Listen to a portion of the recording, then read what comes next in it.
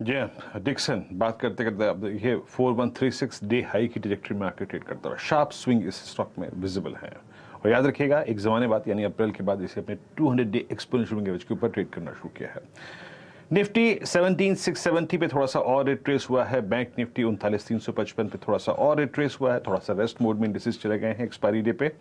अब एक काम करते हैं, यहां से हम अपना जो खास सेगमेंट है चार का चौका उसकी शुरुआत करते हैं और इस क्रम में पहला जो कॉल है सस्ता ऑप्शन वो आएगा सचिदानंद उत्तेकर जी के सौजन्य से। सचिन जी बताइए क्या पिक किया है आपने? वीरेंद्र जी, यहाँ पर बैंकिंग में से कैनरा बैंक का स्ट्रक्चर काफी इंटरेस्टिंग है। पिछले 3 दिनों की जो रैली हुई है उसमें क्लियरली एक वी पैटर्न ब्रेकआउट एस्टेब्लिश हुआ है 240 के लेवल के ऊपर। तो मुझे लग रहा है ये पर्टिकुलर रैली एटलीस्ट नेक्स्ट 3 से 6 दिनों के लिए कंटिन्यूड रहनी चाहिए। एंड ये जो पैटर्न है इसके टारगेट लगभग अराउंड 260 तक अभी प्लेस्ड है। तो यहाँ पर आपको खरीदारी करनी है 240 का ही कॉल ऑप्शन सितंबर सीरीज का, जो लगभग अराउंड 13 के आसपास फिलहाल ट्रेंड हो रहा है। स्टॉप लॉस आपको लगाना है 10:30 के आसपास का।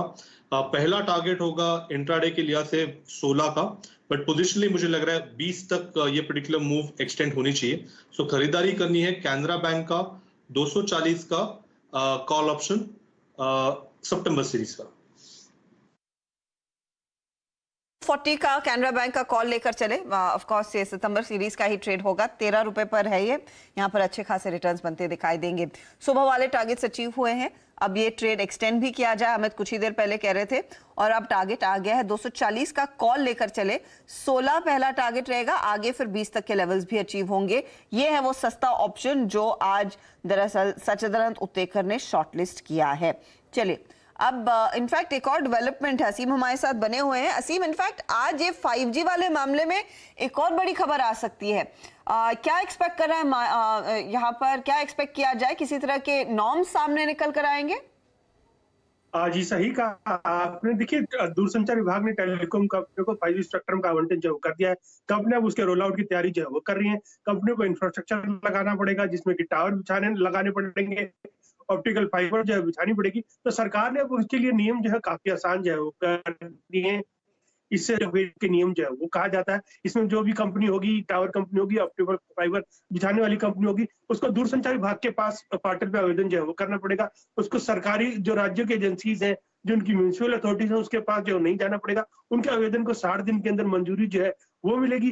फीस जो है सरकार ने काफी जो है तय कर दी है। अगर आपको टावर लगाना तो आपको 10,000 रुपए की फीस जो है वो चुकानी पड़ेगी। अगर आपको ऑप्टिकल फाइबर बिछानी है तो आपको प्रति किलोमीटर जो है 1,000 रुपए की फीस जो है वो देनी पड़ेगी। और अगर आपको स्मॉल सेल टावर लगाना है तो उसके लिए 1,000 रुपए की फीस जो है देनी पड़ेगी। अगर आपको सरकारी बिल्डिंग के ऊपर टावर लगाना है तो आपको कोई फीस जो है वो नहीं देनी है। निजी बिल्डिंग के ऊपर टावर लगाना है तो आपको कोई मंजूरी जो है वो नहीं लेनी है। तो ये सारे नियम जो है काफी आसान जो है सरकार ने कर दिए। आज दूरसंचार मंत्री जो है इसकी घोषणा जो है 4 बजे के आसपास जो है वो कर सकते हैं। तो टेलीकॉम कंपनियों को इसको फायदा जो होगा, जो भी टावर लगाने वाली कंपनियां उनको फायदा होगा, ऑप्टिकल फाइबर बिछाने वाली कंपनियों को फायदा होगा। इससे क्या होगा कि 5G का रोल आउट जो है उसकी स्पीड जो है काफी तेजी से बढ़ेगी। अगले 1 साल के अंदर आप देख सकते हैं कि 5G जो है देश के कोने कोने तक जो है इस नियमों के आसान करने से पहुंच सकता है।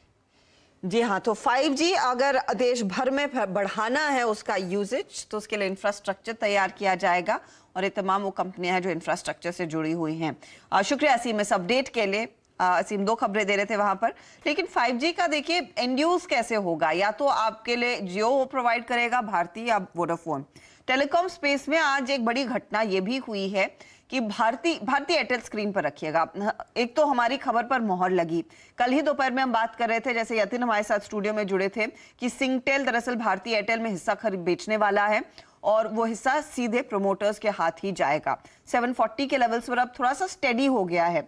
होता साहब, ये पूरे टेलीकॉम प्ले में एक तो ये सिंगटेल की हिस्सेदारी भारतीय टेलीकॉम ने खरीदी, तो ये पर से इंटर प्रोमोटर ट्रांसफर हुआ, जो एक पॉजिटिव है कि किसी दूसरी पार्टी को नहीं बेची, खुले बाजार में इन्होंने नहीं बेची। और भारतीय टेलीकॉम और भी इन्वेस्ट करने को तैयार है कंपनी में इन लेवल्स पर भी। दूसरी तरफ ये 5G का प्ले इनके लिए कितना बड़ा गेम चेंजर साबित होगा, क्योंकि इसकी तैयारी 2 बड़ी कंपनियों ने इनफैक्ट काफी अग्रेसिवली कर ली है।